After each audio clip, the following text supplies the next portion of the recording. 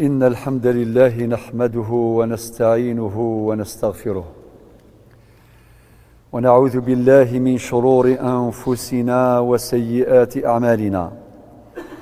من يهده الله فهو المهتد، ومن يضلل فلن تجد له وليا مرشدا. وأشهد أن لا إله إلا الله، إله الأولين والآخرين، وقيوم السماوات والأراضين، وقيوم السماوات والأراضين، الذي لا عز إلا في طاعته، ولا غنى إلا في الافتقار إليه. وأشهد أن محمدًا عبده ورسوله، بلغ الرسالة وأدى الأمانة ونصح الأمة، وجاهد في الله حق الجهاد حتى آتاه اليقين.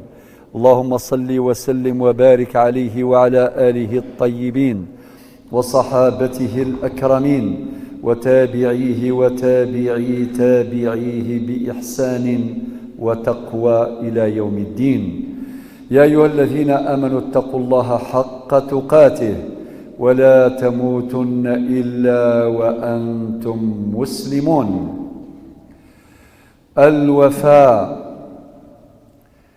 الوفاء صفة عزيزة.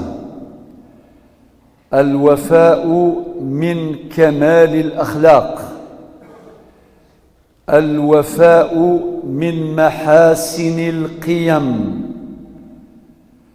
التي يجب على الإنسان أن يكون حريصاً على تمثلها، فإذا تمثلها في حياته كان وفياً لدينه ووطنه وأمته، فلا يخون، يلتزم العهود، يلتزم العقود، فلا يتخلف عنها ما سكنت روحه جسدا.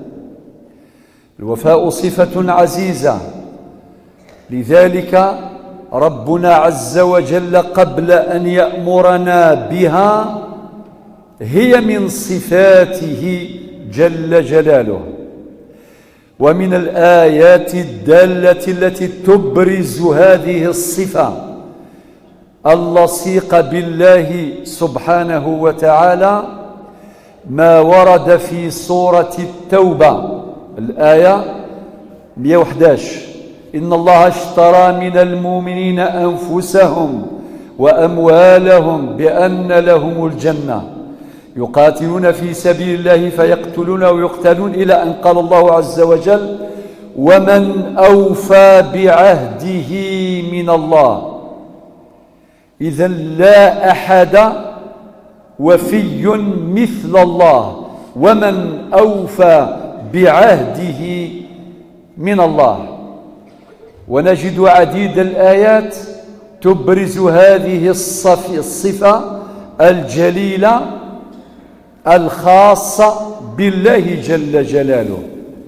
من هذه الآيات نقرأ في آخر ما أنزل في الوحي الطاهر في سورة البقرة الآية 281: واتقوا يوما ترجعون فيه إلى الله ثم توفى صفة الوفاء، ثم توفى كل نفس ما كسبت وهم لا يظلمون. ربنا عز وجل يعطي الأجر بقدر النية والعمل. أعمال الإنسان في الدنيا يجني ثمارها في دار القرار، فالدنيا دار ممر والآخرة دار مقر. وقال ربنا عز وجل في آية أخرى في الآية 71 من سورة الزمر: حينما ينتهي الحساب ويظهر فريقان، فريق إلى الجنة إلى النعيم، وفريق إلى جهنم وما فيها من عذاب. ربنا يقول: وسيق الذين اتقوا ربهم إلى الجنة زمرا حتى إذا جاءوها، في قراءة ورش: وفتحت أبوابها وقال لهم خزنتها سلام عليكم طبتم فادخلوها خالدين وقالوا الحمد لله الذي صدقنا وعده. ربنا يفي بوعده، فالله لا يخلف الميعاد. هكذا يقول أهل الجنة في الجنة: الحمد لله الذي صدقنا وعده وأورثنا الأرض نتبوأ من الجنة حيث نشاء فنعم أجر العاملين. وترى الملائكة حافين من حول العرش يسبحون بحمد ربهم وقضي بينهم بالحق وقيل الحمد لله رب العالمين. فالوفاء إذن صفة من صفات الله، وهي صفة من صفات النبيين والمرسلين. الأنبياء الذين اصطفاهم الله جل جلاله لتبليغ الرسالة ترجموا صفة الوفاء عمليا. نقرأ سيرة نوح شيخ الأنبياء، نقرأ سيرة إبراهيم خليل الرحمن، نقرأ سيرة موسى كليم الله، نقرأ سيرة عيسى المسيح، نقرأ سيرة المصطفى عليهم الصلاة والسلام جميعا وعلى جميع النبيين والمرسلين أوفياء. ومن علامات الوفاء أنهم بلغوا الرسالات وأدوا الأمانات. ربنا قال في سورة الأنبياء الآية 25: وما أرسلنا من قبلك من رسول إلا نوحي يوحى قراءتان إليه أنه لا إله إلا أنا فاعبدون. الجميع بلغ الرسالة وأدى الأمانة ونصح الأمة وجاهد في الله حق جهاده حتى آتاهم اليقين. إذن فالوفاء صفة من صفة الأنبياء والمرسلين، ثم أن الوفاء صفة من صفات المؤمنين بدليل قوله تعالى في سورة الأحزاب الآية 23: من المؤمنين رجال صدقوا ما عاهدوا الله عليه فمنهم من قضى نحبه، كما حصل لشهداء بدر وحصل لشهداء أحد وحصل لجميع الشهداء الذين بذلوا الغالي والرخيص في سبيل الدين والوطن. والجزائر وهي تستقبل الذكرى الفاتح من نوفمبر، هذه الثورة الخالدة قال عنها المؤرخون المحققون وهم يقارنون الثورة الجزائرية بالثورات الكبرى في العالم مثل الثورة الروسية والثورة المصرية وغيرهما من الثورات. قالوا بأن الثورة الجزائرية تتميز بخصائص لا نجدها في الثورات الكبرى في العالم. من خصائص الثورة الجزائرية أنها ثورة شعبية، لم تكن ثورة زعيم أبدا، كانت ثورة شعبية، فالشعب شارك في تحرير الوطن وترجم الشعب وفاءه للدين والوطن، فبذل الشعب الغالي والرخيص في سبيل الله تعالى. نسأل الله أن يرحم شهداءنا. لذلك أعود إلى الآية، ربنا يقول: من المؤمنين رجال صدقوا ما عاهدوا الله عليه فمنهم من قضى نحبه ومنهم من ينتظر وما بدلوا تبديلا. أستغفر الله لي ولكم.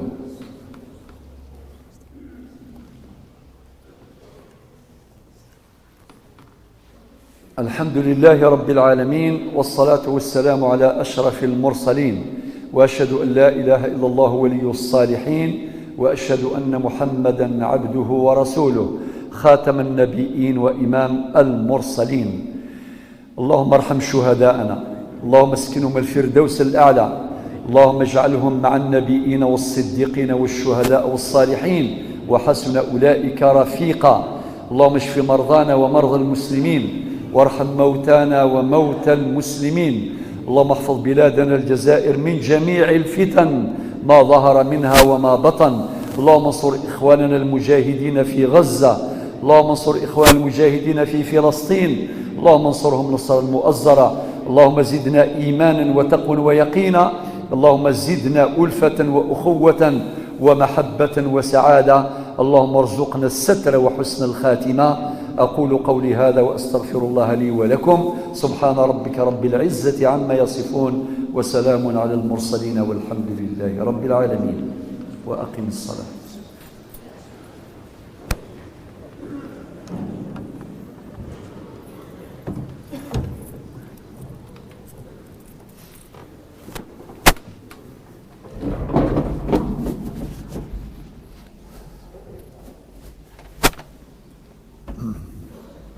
الله أكبر الله أكبر، أشهد أن لا إله إلا الله، أشهد أن محمدا رسول الله. حي على الصلاة، حي على الفلاح، قد قامت الصلاة. الله أكبر الله أكبر، لا إله إلا الله. استووا واستقيموا رحمكم الله. الله أكبر. الحمد لله رب العالمين، الرحمن الرحيم، مالك يوم الدين، إياك نعبد وإياك نستعين، اهدنا الصراط المستقيم، صراط الذين أنعمت عليهم غير المغضوب عليهم ولا الضالين.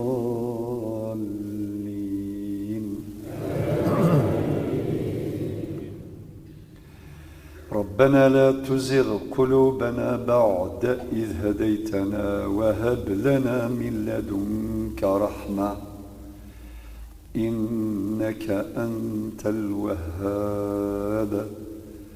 ربنا إنك جامع الناس ليوم لا ريب فيه، إن الله لا يخلف الميعاد. الله أكبر.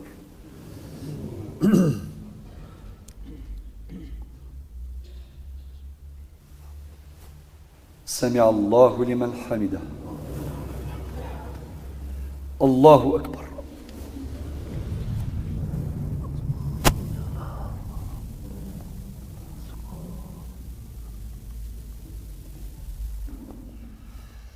الله أكبر.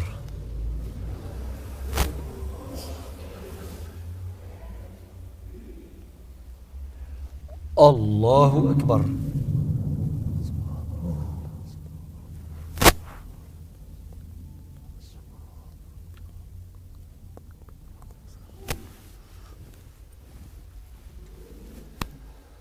الله أكبر. الحمد لله رب العالمين، الرحمن الرحيم، مالك يوم الدين، إياك نعبد وإياك نستعين، اهدنا الصراط المستقيم، صراط الذين أنعمت عليهم غير المغضوب عليهم ولا الضالين.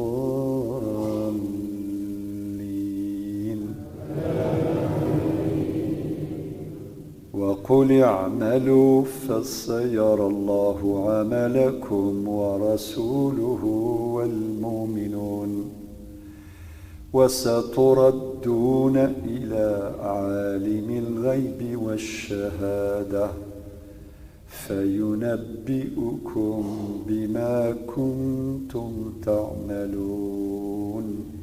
الله أكبر.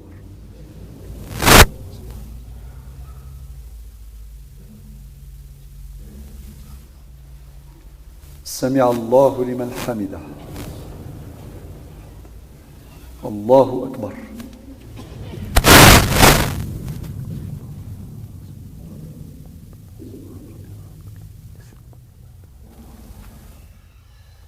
الله أكبر.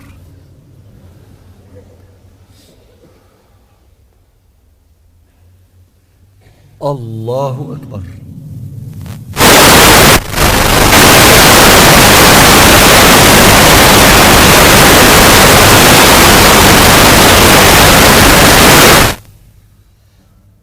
الله أكبر.